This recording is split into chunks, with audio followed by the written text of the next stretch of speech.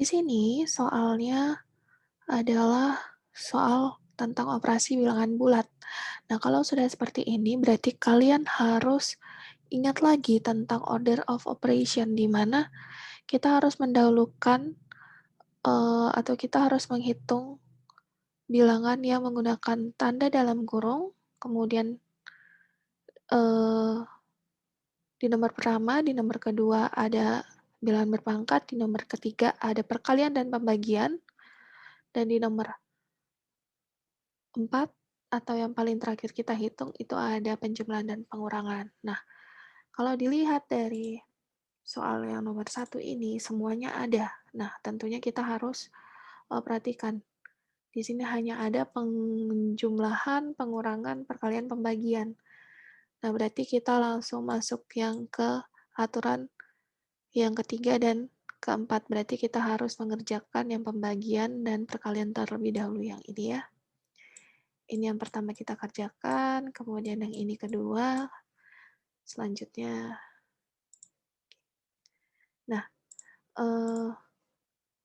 kalau sudah seperti ini kita bagi negatif 1224 dibagi dengan 3 adalah negatif 408.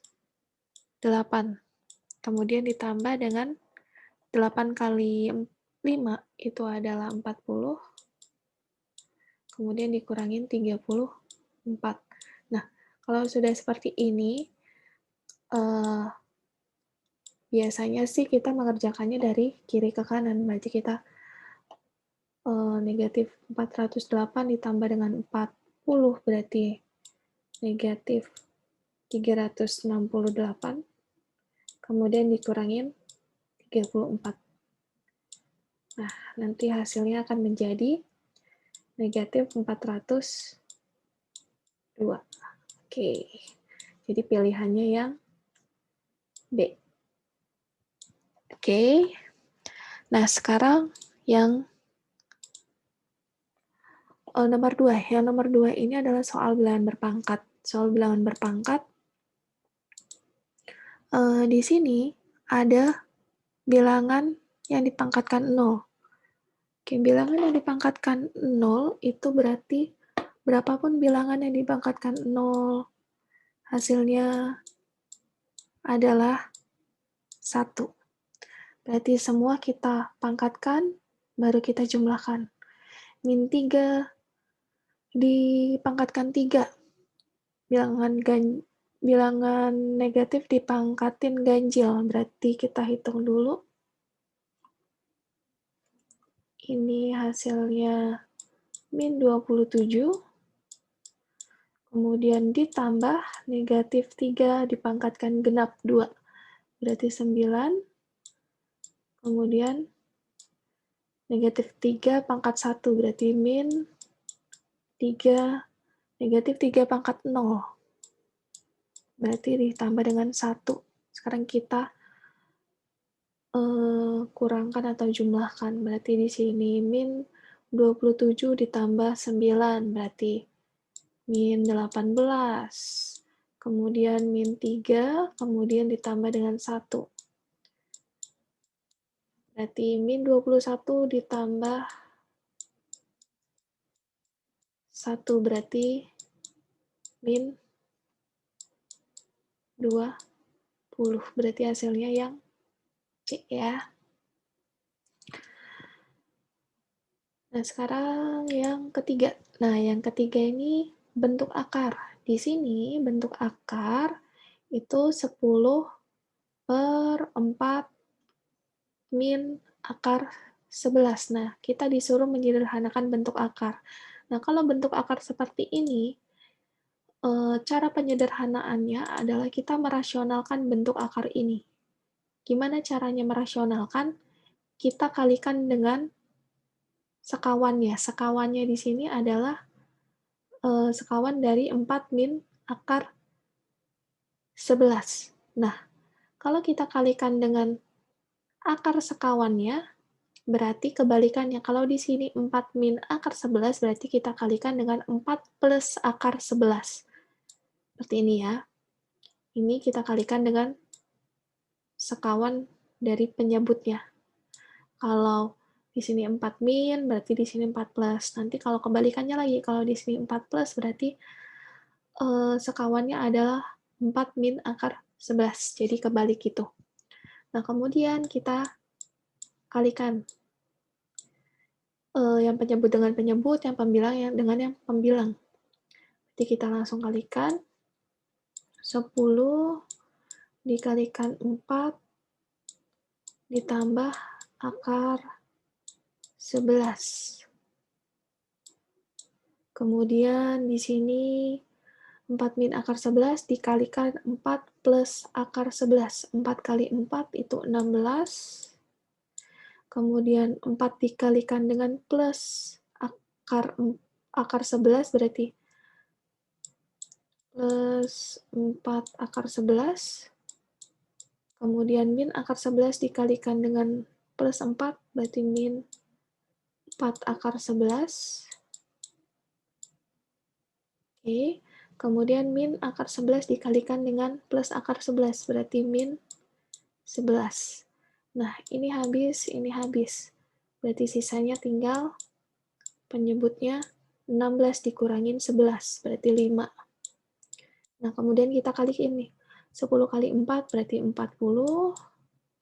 Kemudian 10 kali akar 11 berarti 10 akar 11. Nah, kalau seperti ini kita lihat apakah 4 plus 10 akar 11 per 5 ini bisa disederhanakan lagi? Ternyata bisa. Sama-sama kita kedua ruas di bagian pembilangnya kita bagi dengan 5. 40 dibagi dengan 5, berarti 8. Kemudian ditambah 10 akar 11. Sama aja 10 dikali akar 11. 10 dibagi dengan 5, berarti 2. 2 akar 11. Berarti jawabannya apa? Jawabannya yang A. Gitu. Kemudian kita lanjutkan. Nah, yang keempat nih. Yang keempat soalnya agak panjang. Kita baca dulu. Suatu kompetisi matematika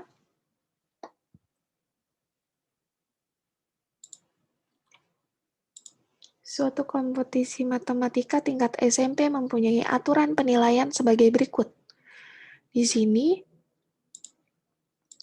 setiap butir soal yang dijawab benar diberi nilai 4. Kalian tandai ini boleh. Kemudian butir soal yang salah diberi nilai min 2.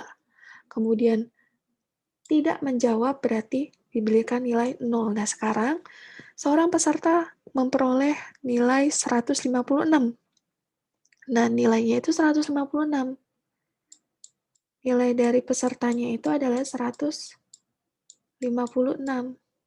Kemudian, dan ia dapat menjawab itu sebanyak 42 soal. Nah, dari 42 soal ini, nilainya 156 dari 60 soal yang diberikan. Berarti bisa kita cek nilai yang benar.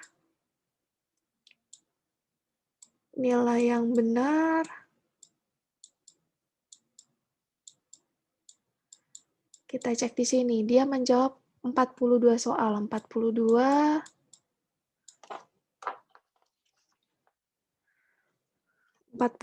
berarti karena dia benar, kita kalikan dengan 4. 42 kali 4 berarti 168. Nah, berarti kalau dia menjawab 42 soal, itu seharusnya dia mendapat, kalau benar semua, seharusnya dia mendapat 168. Nah, dari sini kita bisa kurangin. Kalau dia benar semua, berarti nilainya 168. Kita kurangin dengan nilai yang dia peroleh. Hasil akhirnya, yang tadi, 156.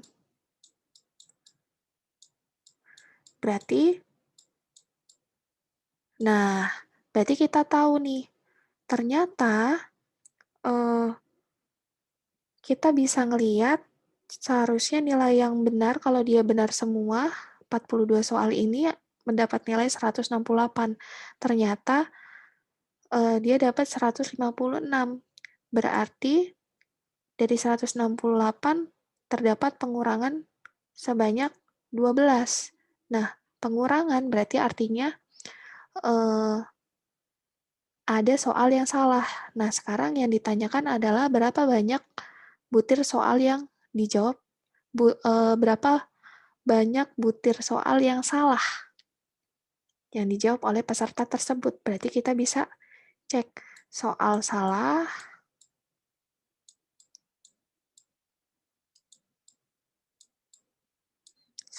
berarti tadi pengurangannya berapa? 12 poin misalkan. Dibagi dengan, nah sekarang kalau salah dikurangin berapa? Dikurangin 2. Berarti kita bagi 2 aja. Berarti 12 bagi 2, 6. Berarti terdapat 6 soal yang salah. Berarti jawabannya adalah yang D. Gitu. Nah, oke. Sekarang soal yang kelima. Nah, soal yang kelima di sini, coba kita perhatikan pola persegi yang dihitamkan pada gambar di samping. Nah, banyaknya persegi pada pola ke-20. Nah, sekarang kita lihat nih. Kita hitung aja. Pola pertama. Pola pertama sebanyak 1. Pola kedua 1, 2, 3, 4, 5. Pola ketiga 1, 2, 3, 4, 5, 6, 7, 8, 9. Nah, berarti kita bisa lihat nih. Ternyata banyaknya persegi hitam tersebut ternyata membentuk barisan aritmatika dengan pola 1, 5, kemudian 9. Nah, sekarang yang ditanyakan adalah banyak persegi pada pola ke-20. Oke, berarti dari pola-pola ini kita bisa menentukan nih, ternyata pola pertama itu bisa kita sebut dengan suku pertama itu A-nya itu adalah 1. Ini suku pertama ya. Kemudian karena barisan aritmatika, tentu kita bisa cari rumus beda. Rumus beda kita bisa cari, di sini sudah ada rumusnya, kita bisa cari U2 dikurangin U1. Berarti U2-nya itu 5 dikurangin 1. Atau kalau kalian mau pakai 9 dikurangin 5 juga. Hasilnya pasti sama-sama 4. Nah, sekarang kita cari deh UN-nya atau U20-nya. Sudah ada rumusnya juga. Kita pakai U20 sama dengan, di sini rumusnya A. A-nya itu berarti 1. Kemudian ditambah dengan N-nya. N-nya 20.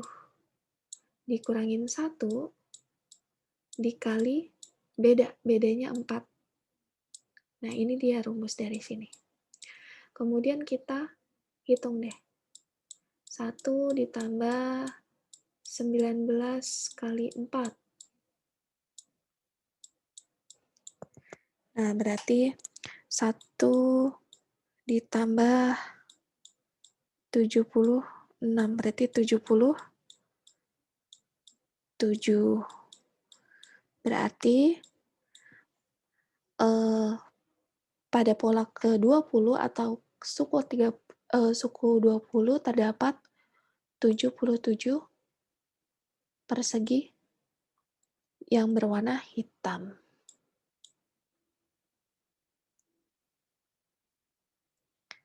Oke, sudah ada 5 soal pembahasan, sampai di sini dulu. Sampai jumpa di part selanjutnya.